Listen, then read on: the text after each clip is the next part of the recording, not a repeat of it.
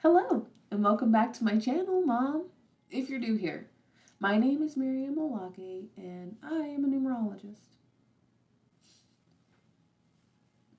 Today, I am going to be doing the first in a series of numerology birth charts of people that I want to get to know more about their life anyway.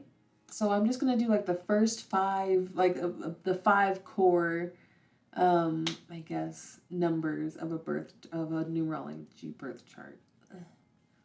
And so that's going to be using the birthday and the name of each person. And so that's going to be life path, birthday, destiny number, personality, and soul urge or heart's desire number. Today, we're going to be starting with Johann Sebastian Bach. His birthday. When is his birthday? So apparently, for a long time, people always thought it was the 21st. Now there's a new style of birthday, which makes it the 31st of March. So I just decided to do both the 21st and the 31st of March in 1685 for his two numbers so his birthday and his life path. Just to kind of see if we can deduce what he actually was based off of his life path. I personally already have an opinion because I already did some research. But yeah, so we're going to go through that. The only thing that's really going to hit his destiny number, soul urge, and personality number are going to remain the same because that's based off of his name, Johann Sebastian Bach. So first, we're going to go over the numbers, what his numbers are, and then we're going to kind of talk about his life a little bit. All right. So his life path number, if it's on the 21st, then it is an 8. If it is on the 31st, then it is a 9. His birthday number is either the 21st or the 31st. Now for his destiny number, it's a 4. Ooh. And for his personality, it is a 7. And for his soul urge number, it is 33. Just a little bit of a summary. Anybody who wants to become rich gets excited about having an 8 in their numerology chart, like pretty much in general. 8 is good, 8 is auspicious, great for money power, business power. 9 is kind of like, 9 is all about consolidation and completion and assessment and moving things along the bigger picture a little bit that encompasses all the other things that lead up to a completion of a goal or an ending of a relationship or anything of the sort. Anything in between. Now, as for his birthday, we have 21 and 31. And what the birthday means besides, things that you can do just a little bit easier than others. Like what are your attributes? What are your skills? Say if somebody's born on the 21st. Attributes that they will be good at. 2 and 1. Let's look at 2 and 1. 2 is about patience and coexisting and diplomacy and partnerships and a little bit about destiny and like kind of just letting things happen. And 1 is about new beginnings and planning and fresh starts and all of these things, starting something that you've been thinking on. Okay. And so people with the 21st would be good at stuff like that. Really nice, kind of all of those things that within those wheelhouses, those should come easily to you. That doesn't mean every single thing will. Now, if we vortex that, 21 is three, and three is about being social and creative and really, getting out there, not like enjoying groups, shining at the things that you do and the jobs that you do, the work that you do. As for a three, as for 31, if we do that, we look at three. We've already seen three. Three is social. It's creativity. It's fun. It's shining. And then there's one, new beginnings. Starting new things, not being afraid to start new things, being the leader, being willing to be the first to try something, and then as well as when you vortex it, then it's a four. And four is all about hard work and being organized and being diligent and disciplined.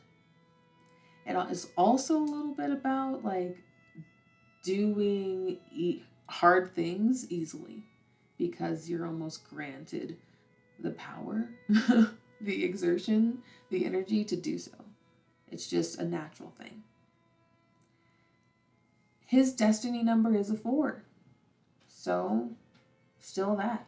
People, I often hear about 4, and even a lot of times the way that I speak about 4, I feel like when I'm planning my personal day and it's a 4 day, I'll be like, okay, this is going to be a hard work day. I have to really plan these things. And then I had to remember to rephrase it a little bit, because it isn't just about doing hard work. It's about, I am granted the energy to do this exertion. So it's easy for me to do hard work on this day.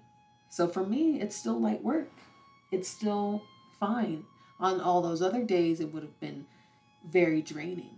So when it comes to doing things like perhaps becoming a great composer, that's a hard thing to do. And the things that he did, very difficult. So his destiny was hard work, but it seems that he took great joy in it. Now, as for his personality, it is a 7. His personality is a 7.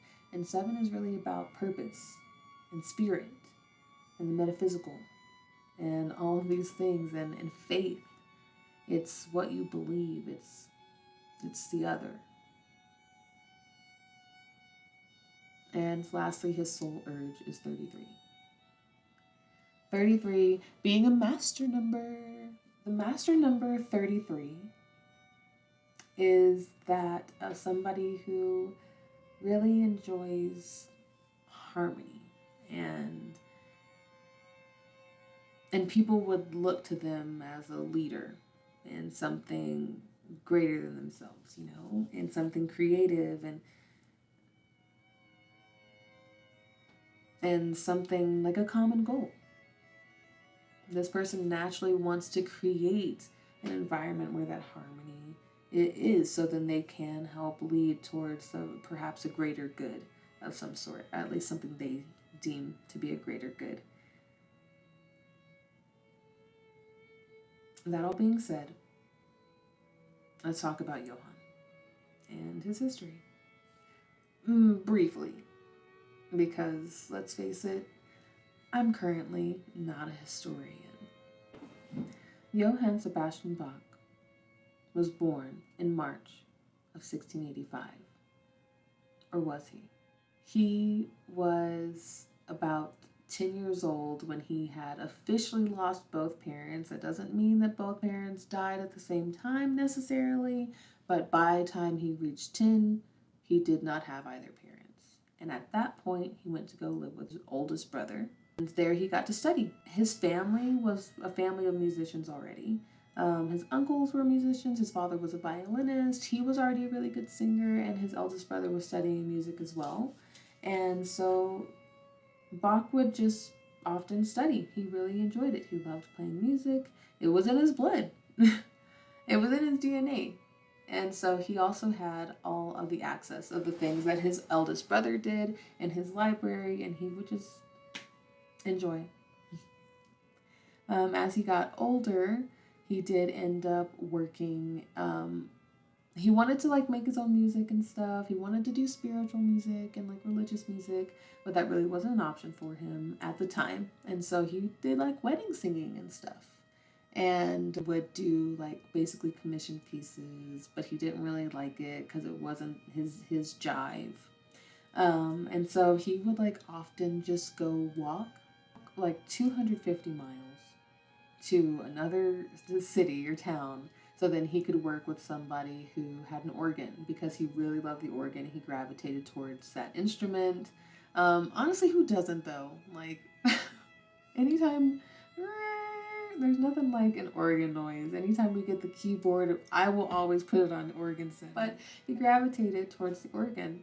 Anybody who's been in the presence of an organ and all of those pipes, like just even without it playing, it does take that. It has quite a presence, doesn't it? Either way. So he would go over there and he would go and learn. Literally walk 250 miles to do something that he wanted to do. To me, just by that alone gives me like four vibes. Like, he was willing to put in dedication such as that. But I mean, it was a different time. People were bored. Like, there wasn't much to do. There wasn't anything to distract them from other things. But this also, I'm assuming, gave him plenty of time to like think of all the music that he wanted to write, or hum little songs, or listen to nature and be in nature and be with himself and really get in with himself. And somebody with a personality of a 7, and personality numbers are kind of like more material. They're kind of, that's our material world thing that we've built. But somebody who does have that personality type would sometimes really like to be alone and be with their own thoughts, because that's where a lot of good work can be done. And somebody with a destiny number of a 4 would want to do this hard work. And self-reflection and self-observation is some of the hardest things that anybody could do. He did that. He wanted to make religious music because he cared to make an impact on religious things. He had a very strong faith, and that's what he wanted to do. And so he made. There's like they whenever I look him up, they like to talk about when his best works and stuff were, and he had like 3 periods of his life where he had really great work. And the thing is that with certain life path numbers, whenever we go and read about life path numbers, they're like, hey, your peak is going to be at 35. Your peak is going to be around 40. This is around when people of this life path number start to really get into their flow of things. That doesn't mean that you're only going to have one peak. It's just that these are times in your life where you're going to have these big moments, and you could have 3 amazing great periods. Still being you, but being an addition to who you used to be. What? Anyway, so a lot of people say like between 1708 or 1717 and 1723, he made some of his best works. You can go have your own opinion on his music. He was married twice. His first wife was his second cousin, and she died in 1720.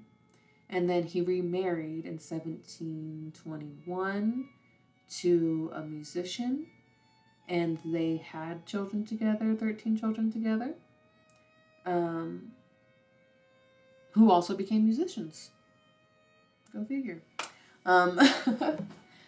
After he remarried, he went to work at a church making music, after, doing all of these things and learning and living an entire life.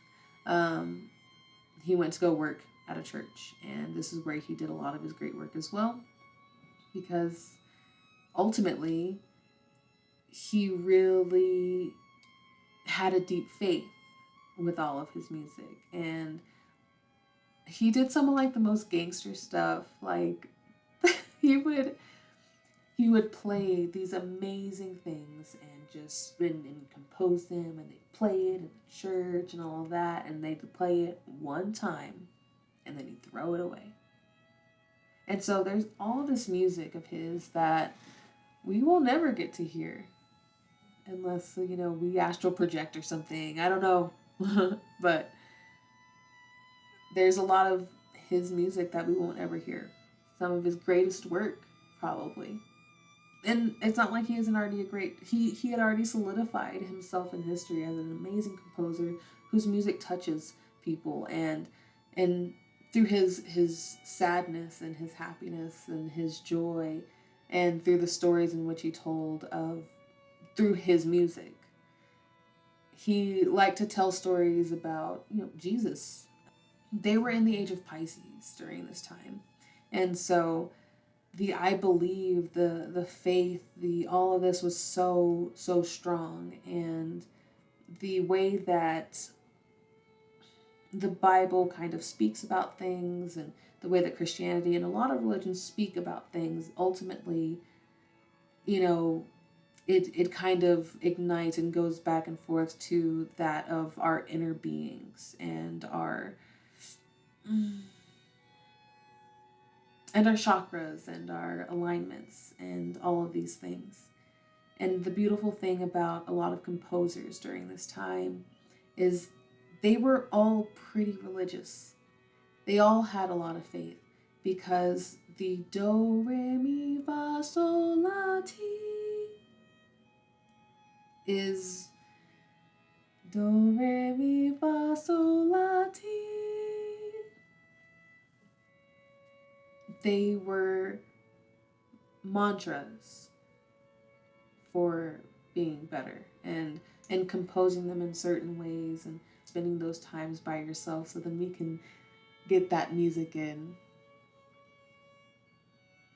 I also believe a lot of things that of the secret societies and all the things that they knew back then, because to become powerful, a lot of these men had access to other things as well, the true esoteric knowledge and the true works of how to become somebody successful, not only in the material world but within their inner selves. And I believe that's something that has been lost over time because of all the atrocities of the church and all of the atrocities of history, and how humanity has a lot of suffering in it. So, yeah. But ultimately, Johann Sebastian Bach considered himself a religious composer. That's what he preferred to do. That's what he did. And whenever he was leading his church, which is so very 33 Soul Urge, very Personality 7, very Destiny of a 4, very much that. Very much Johann Sebastian Bach. Later in life, like 1749, he became ill. They think that perhaps he may have had a stroke, and he had a stroke. He did, and he lost some sight. He lost some vision, and they tried to restore his vision, and it didn't come. It didn't work. And one day he woke up and he could see again. And it was miraculous and unexpected, and it just happened. And 10 days later, after 10 days of getting his vision back, he died on July 28th, 1750.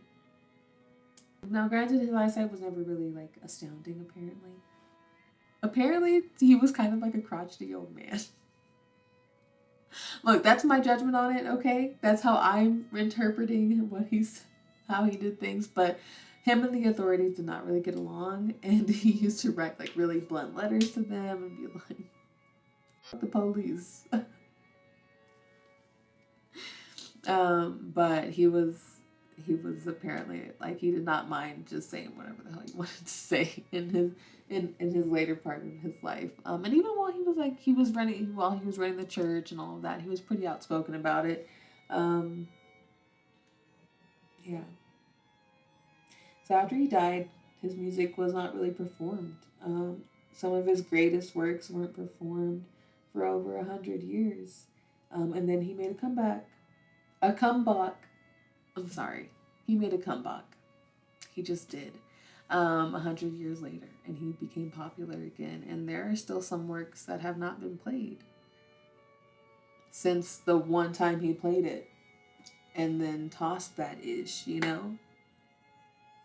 And not only that, the way that his music has continued to impact people, and the way that the music of almost all the big composers have impacted people, and the way that they can have an impact on people and our true selves to help align us with ourselves. It's true good music. I feel like ultimately his soul urge is doing just that still. And ultimately, in my own opinion, I believe he's a nine path. And I don't care about the science, or who says for sure he was born this day or whatever. None of us were there. A nine path makes sense because when it comes to nine paths, they tend to, they do well, they're successful. A lot of their greatest things, their greatest return on investments are usually way later in life, and sometimes even after they pass away from the material plane. Because Bach's music is still doing work, and Bach's music is still doing the work that I believe that he wanted it to do, which is to help people with their faith and their alignment in the way that perhaps he saw it truly, in the way that he could have thought about it while he was walking all alone and thinking about how he wanted to make a mark on this world, because naturally that's what nines want to do.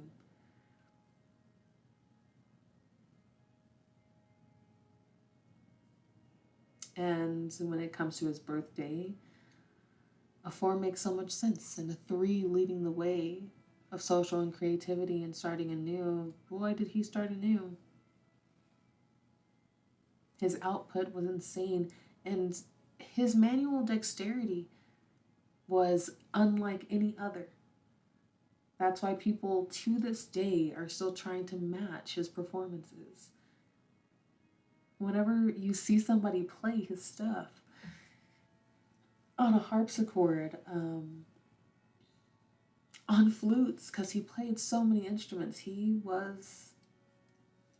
had them hands. And I think that takes a 4 of a birthday. I think that takes a 31 of a birthday, so then we can get a 4 energy, because it was easy to him. He was making hard stuff look so easy, and really just putting so many people had so much envy about it. So many composers that, he looked up to, and that he ended up surpassing. I think it was Telemann during the time that was like the big guy during then, but Bach has like completely overshadowed. That being said, let me know what you think based off of these numbers. If you think that he is a 9 path or an 8 path. I mean, I barely even talked on an 8 path because I just don't believe that, and I want you to believe what I believe, obviously, and I believe that. Let me know what you think. Let me know if you think I gave you enough information to know. This man lived a whole bunch of years. So we will never know him all the way. But I'm glad to have got to know him. I'm glad to have gotten to get to know him a little bit more than I knew before, than just his music, than just the toccata and his other works. Have a great day. Have a great personal day. Have a numerology.